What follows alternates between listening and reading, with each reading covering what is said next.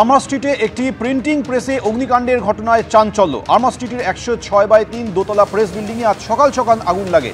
এই প্রেস বিল্ডিংয়ের সামনে কয়েকটা দোকান ছিল, সেই দোকানগুলি ক্ষতিগ্রস্ত হয়েছে। কয়েক ঘন্টার চেষ্টায় আগুন নিয়ন্ত্রণে আসে।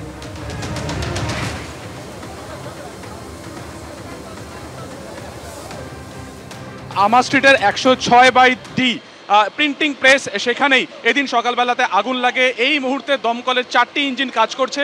আগুন এখনো পর্যন্ত না ছড়ালেও পুরোপুরি নিয়ন্ত্রণ কিন্তু হয়নি। দেখা যাচ্ছে যে নিচের দিকের যে এটা দোতলা প্রেস প্রিন্টিং, তার সামনের দিকে কিছু রেসিডেন্সিয়াল রয়েছে এবং কিছু দোকান রয়েছে, এবং তার ঠিক পিছনের দিকের অংশে যে টিনের শেডের যে জায়গা, এই মুহূর্তে ক্যামেরা ভগবান শাহ যে ছবি দেখাচ্ছে, সেখানে মূলত কিন্তু প্রিন্টিং প্রেসের কাজ হয়, তার ছাপানোর কাজ হয়।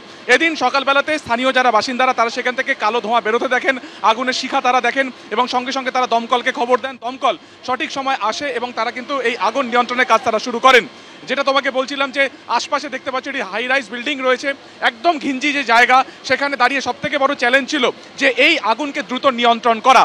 এবং যেহেতু প্রিন্টিং প্রেস ভেতরে প্রচুর কেমিক্যাল রঙের কিছু সেখানে কৌটো রয়েছে, অর্থাৎ একাধিক দাহ্য থেকে অতিদাহ্য পদার্থ সেখানে মজুত রয়েছে, ফলত আগুন নেভাতে বেশ কিছুটা কসরত করতে হয়। এবং 3টি জায়গা থেকে আপাতত আগুন নিয়ন্ত্রণে কাজ চালানো হচ্ছে। এক, ল্যাডারের মারফত বাইরের দিকের যে একটা অংশ রয়েছে, সেখান থেকে আগুন নেভানো যেমন কাজ চলছে, তার পাশাপাশি কিন্তু এই যে দোকানগুলো রয়েছে, সেই দোকানের পাশ থেকেও কিন্তু ঢুকে আগুন নিয়ন্ত্রণে কাজ চলছে। ঠিক এই যে জায়গা, এখান থেকেও কিন্তু একই রকমভাবে ভেতরের দিকে ঢোকা যায়, এবং সেখানে দেখা যাচ্ছে আপাতত ভেতরে এত পরিমাণ ধোঁয়া মজুত রয়েছে যে যন্ত্রের মাধ্যমে সেটাকে সাকশন করা হচ্ছে। যে কীভাবে আগুন লাগলো তা অবশ্য খতিয়ে দেখা হচ্ছে, এখনো পর্যন্ত সেটা স্পষ্ট নয়।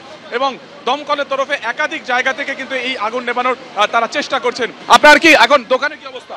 এখন খারাপ অবস্থা আছে আমার দোকানে।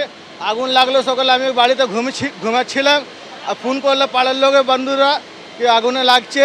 আমি দৌড়ে এসলাম, দেখছি পুরো আগুন লাগে, দোকান ফোন পুরো খোলে, মালটা সব বাইর করলাম। চারিদিকে আপাতত গোটা বিল্ডিং ধোঁয়াতে ঢেকে গিয়েছে, ফলত ভেতরে ঢুকে বা আগুনের যে উৎপত্তি স্থল, সেখানে কোনোভাবে কিন্তু দমকল আধিকারিকেরা পৌঁছতে পারছেন না। তার কারণ সেখানে কিন্তু দৃশ্যমানতার অভাব রয়েছে, একই রকমভাবে অক্সিজেনেরও অভাব রয়েছে। আপাতত যন্ত্রের মাধ্যমে ভেতর থেকে সে ধোঁয়াকে নিষ্কাশনের প্রক্রিয়া চালানো হচ্ছে, এবং যারা আবাসিকরা রয়েছেন বা যারা সমস্ত দোকানদাররা রয়েছেন বা স্থানীয়রা রয়েছেন, তাদেরকে নিরাপদ দূরত্বে সরিয়ে নিয়ে যাওয়া হয়েছে। এখন দেখার আগুন কতক্ষণে নিয়ন্ত্রণে আসে। ক্যামেরায় ভগবান শাহের সঙ্গে সুকান্ত মুখোপাধ্যায়, এবিপি আনন্দ, কলকাতা।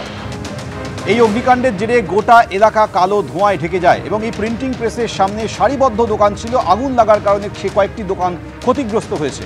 ভিতরে দাহ্য পদার্থ মজুত ছিল, সেই জন্য আগুন দ্রুত ছড়িয়ে পড়ে বলে দমকল সূত্রে খবর।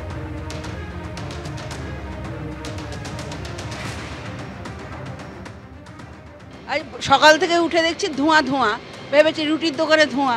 এবারে কিছুক্ষণ বাদে আমি বাইরে গিয়ে দেখি পুরো ধোঁয়া, ভারী ঘরের ভিতরে ধোঁয়ায় শ্বাস নেওয়া যাচ্ছে না। নিজেরাই বেরিয়ে আসলেন না? তারপরে না, সবাই মানা করছে নিচে আসবে না, কিন্তু আমরা থাকতে পারলাম না বলে তখন বেরিয়ে আসলাম।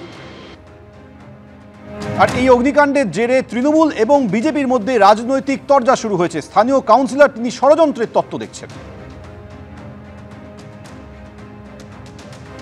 এটা করার জন্য চেষ্টা হয়েছিল, আমার কাছে গেছিল, তো আমি বললাম হ্যাঁ আমার কোনো আপত্তি নেই, আপনারা সবাইকে জায়গা দেবেন, যারা সুস্থভাবে বসবাস করবে তবেই আমি রাজি হব, নাহলে আমি দেবো না। সেক্ষেত্রে কি রাজি হয়নি প্রমোটার? আমার কাছে আসেনি, আর আসেনি। জলকলের জন্য এসেছিল, আমি ওইভাবে জলকল দিতে পারি না, আইনতভাবে করো, আমি আছি। এই অগ্নিকাণ্ডের ঘটনার জেরে কি আপনি মনে করছেন সেটাই? আমার মনে হচ্ছে তাই। এখানে বড় রাউট বল আছে, আজকে এত আলো কোথা থেকে টানলো? আপনি আমাকে কৈফিয়ত দিন। আপনার কাছে আমি যে স্টলগুলো কার অনুমতিতে করেছে?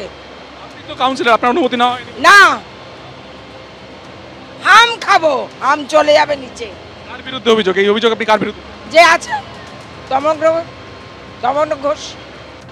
উনি কি বললেন, আমি রাজনীতির রঙের কথা বলবো না, আমরা সকাল থেকে উদ্ধার কার্য করছি, পাড়ার ছেলে হিসেবে আমরা সেটাই করব। হ্যাঁ, আমাদের পাড়া সকলের দায়িত্ব তো আমাদের, কে নেবে? আমাদের নিতে হবে তো আমাদের পাড়ার লোকের দায়িত্ব। এবং রাজনীতির রং এখানে আনবো না, এখানে সম্পূর্ণভাবে পাড়ার ছেলে হিসেবে আমরা সকলে মিলে সকাল থেকে উদ্ধার কার্য নেমেছি। উনি কি বললেন, উনি রাজনীতি করতে চান, আগুন নিয়ে যারা রাজনীতি করেন তাদের ধিক্কার জানানো ছাড়া কোনো উপায় আছে বলে তো একটা সুস্থ রুচিসম্পন্ন বাঙালি যুবক হিসেবে এর বাইরে আমার কিছু মাথায় আসে না। উনি বলছেন যে পরিকল্পনা মারফত এটা করা হয়েছে। প্রমোটার গেছিল, তিনি বলেছিলেন যে বিকল্প বাসস্থান দিতে হবে, তিনি যাননি এবং তিনি কার্যত নাই করে দিয়েছেন, এবং আপনারই তত্ত্বাবধানে গোটা ঘটনাটি ঘটানো। এই অলীক কল্পনা, এই আজব কাহিনীর আমি কি উত্তর দেবো বলুন? ওনাদের কর্পোরেশন, উনি আমার দিকে ঠেলছেন। দায়ভার কার নেওয়া উচিত? পৌরপিতা বা পৌরমাতা, উনি দায় আমার দিকে ঠেলেছেন। নিজের দায় উনি আমাকে পৌরপিতা বানিয়ে দিয়েছেন, আমি কি করব?